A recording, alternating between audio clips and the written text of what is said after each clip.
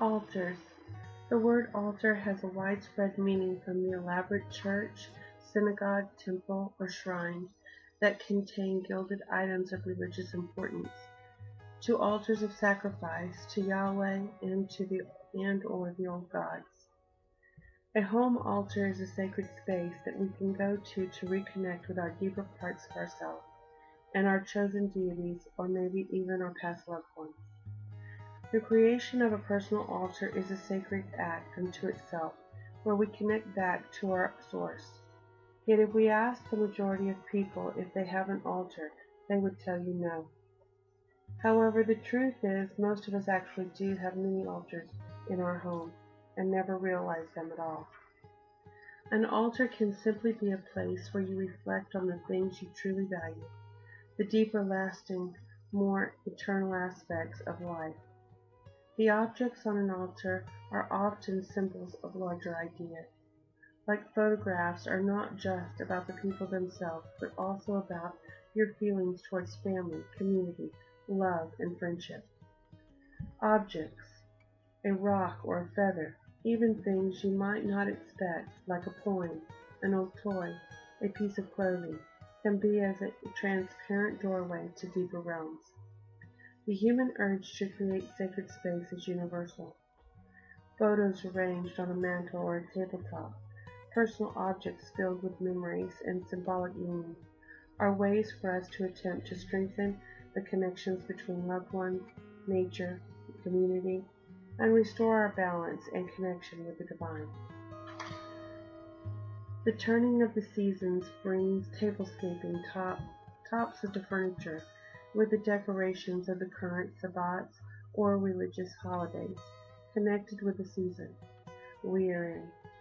These are altars to the turning of the wheel and throwbacks to the days gone by when they officially called them altars, to modern times where we tend to feel it is just artistic expression to the holiday. Through time we have forgotten the larger idea behind the traditions that we hold. This is why many people still pull out certain decorations and pass down items with each new holiday season. It is our human connection with a larger ideal.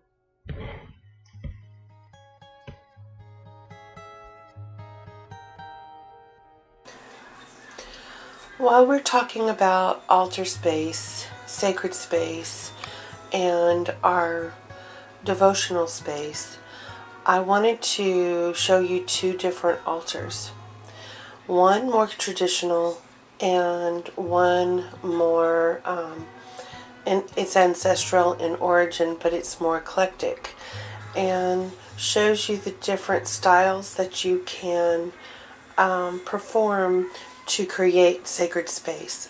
The altar you're looking at right now is my main working altar space. I do the majority of my personal work here. I'm going to attempt to while keeping the camera steady. I have through the center is the representation of spirit.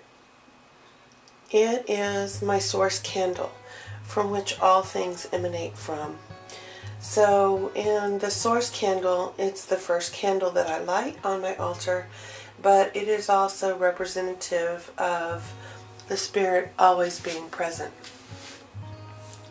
I have to the right side my God side, and in there I have many different representations. I have the candle, and in the candle, that's the second candle that I light to bring in the masculine energy, the spark of life.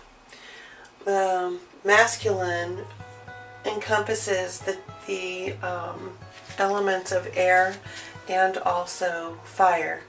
So here I have my wand, my athame.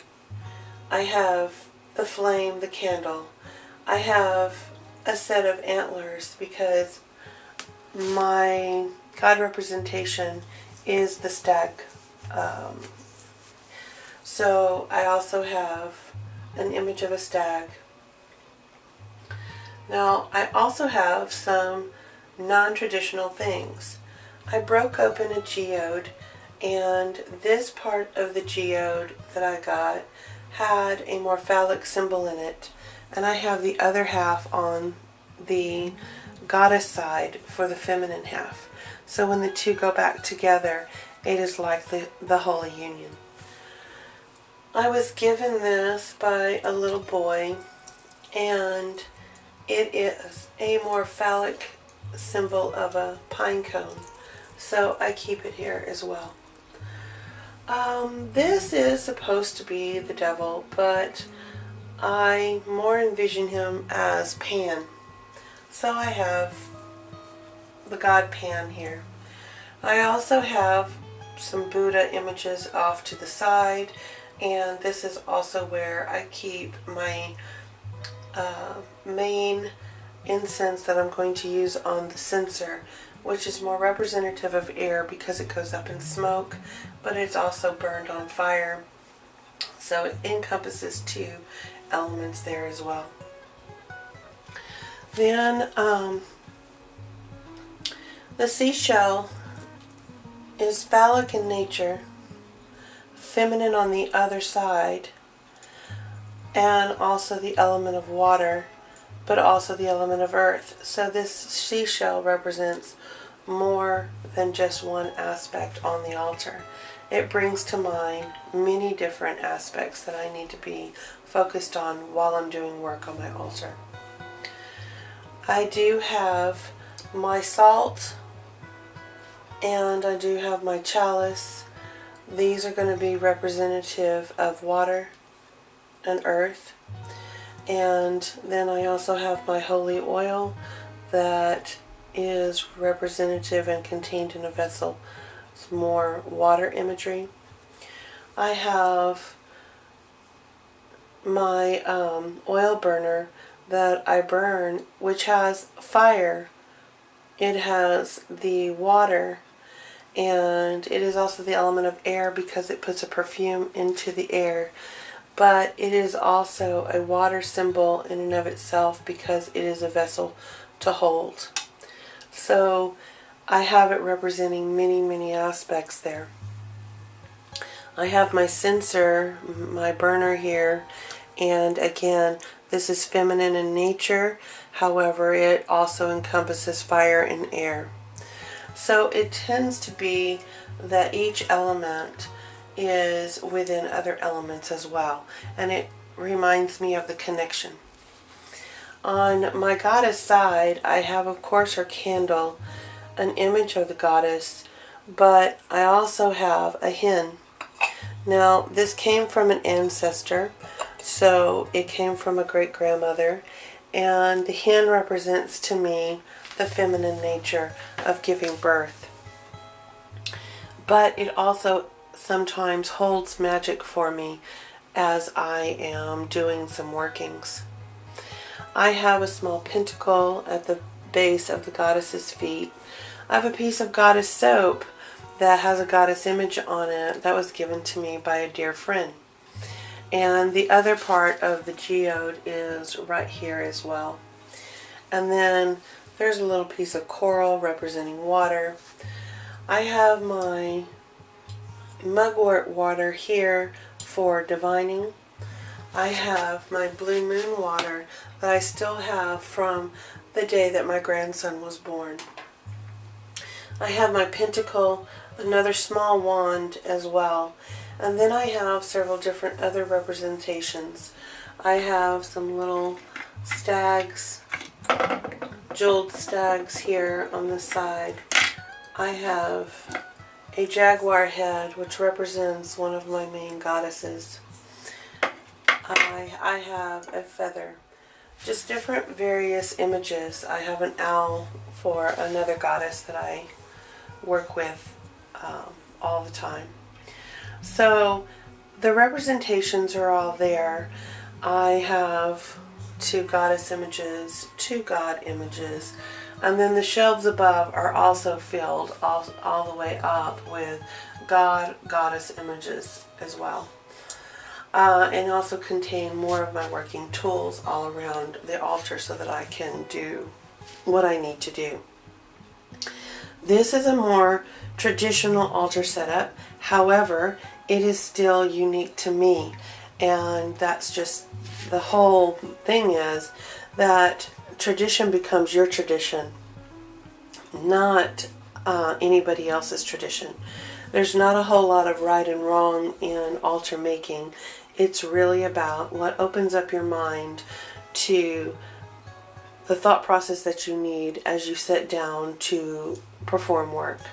So all around I see these images. They automatically, like flashcards, flash me back to certain elements that I need to be working with. I'm going to shut this down and set up the next altar. Actually, I'm going to deconstruct the next altar so that you can see me put together a small ancestor altar.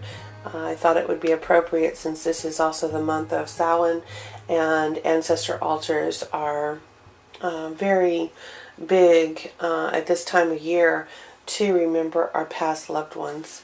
So I will be right back. I'm back. This is going to be the reconstruction of my ancestor altar that I put together, also for my alternative uses for things that signify the elements on an altar. I started with a picture of two of my ancestors, and this happens to be a representation of the two sides of my mother's family. So this is the piece that I am working with as the main centerpiece of the actual altar itself. Now that represents spirit. Now I have an old Bacardi bottle that I found under a crocheted poodle of a great-grandmother that represents my father's side of the family. So it's going to represent spirit in two different ways. It represents spirit because it is the spirit of my great-grandmother, whose hands worked to have a covering on that bottle for probably 60 years before I removed the white poodle that was around it, because it was very yellow and faded, and when I went to clean it, I've discovered this bottle underneath it. It's an antique Bacardi bottle, and I use it also because rum is also considered spirits. So it has got a double meaning for me there. Now, I used this piece right here, which is another piece of another great-grandmother, back again on my mother's side now, and in it I placed a yellow rose. The yellow rose was representing the origins of Texas to me. So that is an earth element, but also a water element, because it is a vessel that can hold water. So it is also the spirit of my grandmother, so it's feminine energy as well. I put, let's see, two small skulls, also representing the spirit of my ancestors. And I also put a cup of skulls, also representing spirit, but also again there's water and earth represented there as well. I placed two peacock feathers, as the peacock feather has always been on my altars, and so that also represents air again. I had a small offering of fire water That represents fire and water together, but is also an offering to the spirits as well, to my ancestors. I also placed willow sticks. Willow sticks for several reasons. Willow represents the goddess. Willow represents water. Willow also is a divination tool. So for talking to the spirits, I thought it was a very positive imagery there. This is a piece of rosemary that I got off of my daughter's rosemary bush in her home, and therefore it represents memory, remembering my ancestors, remembering my past, but also remembering my future bloodlines as well, my children, my grandchildren. So rosemary is the element of fire, but it is also the element of memory, which is the element of air. I found this piece of amber on my dad's place. It was found where Native Americans used the hill as a lookout and made their tools and stuff. This represents my ancestors all the way back. So I placed it as an element for earth and an ancestry link. It's also been a protection piece of mine for a long, long time. I have this 1800s Bible. It is representing thought, spirituality, and it goes on as also a personal item owned by a previous ancestor that I never met. I also have a small penknife that belonged to the grandfather that's in this picture. So that also is like an athame, which is air, but again, metal can also be a fire element as well. So it's on there for both. I also put a hunk of desert rose. And desert rose is for peace and harmony, particularly in the home. It will, so it represents to me on this altar peace and tranquility in my bloodlines and my family. I also have a piece of bloodstone for the ties that bind. And again, bloodstone is a fire element, but also an earth element, and something that is representative of the blood ties that I have. I also placed a compass that represents all the directions except for spirit, so that I never lose my way or lose sight of where I'm going. I put a pair of old eyeglasses that also belonged to one of my relatives. So as we are building there, you could continue to put anything that you wanted on these kind of altars. These are a compilation of things owned by relatives of the past. They are also things that remind you of your ancestral ties. So it doesn't have to be always something of somebody else's, or it has a big variety of ways it ties me back into my bloodlines and for the remembrances of my past loved ones.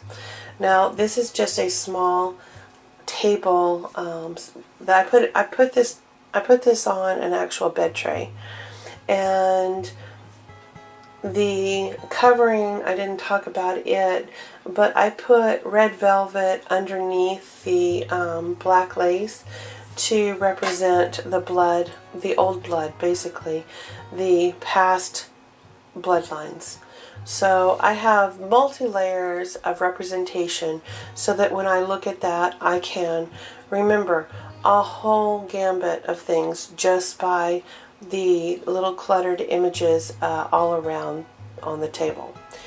Now, it also is a talking point.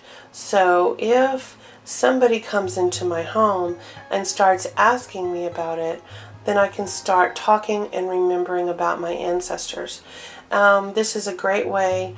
I do it frequently with my grandsons, and I start telling them stories so that they can remember people that they have never met. This particular grandfather that is featured here has a wonderful story that I told my grandson, and still to this day, on his first Samhain that he was old enough to remember, I told him the story of my grandfather's pet squirrel, Charlie Brown. So still to this day, 6-7 years later, my grandson still calls squirrels Charlie Browns, and he collects squirrels of his own volition. He just walks into any place that he sees a small squirrel, he wants his mother to buy it, and he has a collection of them now. He also now feeds the squirrels on a regular basis as well too. So he's often wants his mother to buy nuts and stuff so he can put them in the yard to feed all the Charlie Browns out there. So these are how we pass traditions on. Altars are not just our working altars. They're also ways to connect back to our past. And I just wanted to touch on that because this was a great month to do so, the month of Samhain. Y'all have a very blessed week, and maybe we will see you on Friday's wrap up. Thank you. Good day.